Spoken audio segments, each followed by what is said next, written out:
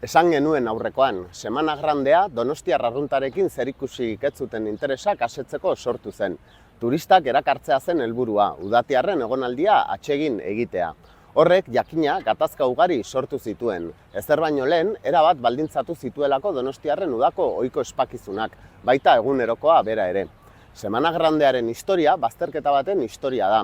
Garaiaren arabera aldatuz, ia gaur egunera arte iritsi dena.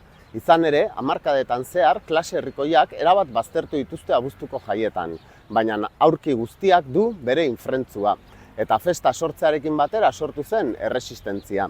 1878an jada, donostiarrak kexu agertu ziren jaiak kanpotarrentzat soilik antolatzen zirelako, eta urte hartan bertan salatu zen lehen aldiz bisitarien etorrerarekin premiazko produktuak izugarri garestitzen zirela.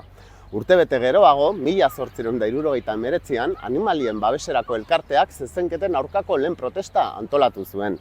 Urtea joan ziren, gerrak, errepublikak eta diktadurak, eta Franco hil zenean jai herrikoiak berpizten hasi ziren han eta hemen. Etzen Donostiaren kasua izan, eta abuztuko jaiek Semana Grande izaten jarraitu zuten.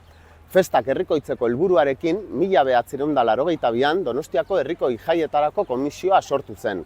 7 urte geroago, 1989an Donostiako herri jai batzordea, eta 1994an Donostiako kuadrillak.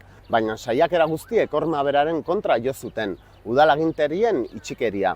Borrak eta pilotakadak izaera herrikoia zuen edozeren aurka, errepresioa eta debekua.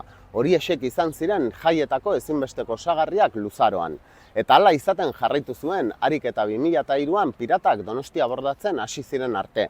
Sormena eta parte hartzea banderatzat hartuz, itsasoa lagun eta aliatu gisa. Agintearen aurrean lotsagabea Donostiarrekin beti abegitsu. 20 urte baino gehiago dira mugimendua itsasoratu zela, eta harrezkero abuztuko jaiak beste gauza bat dira.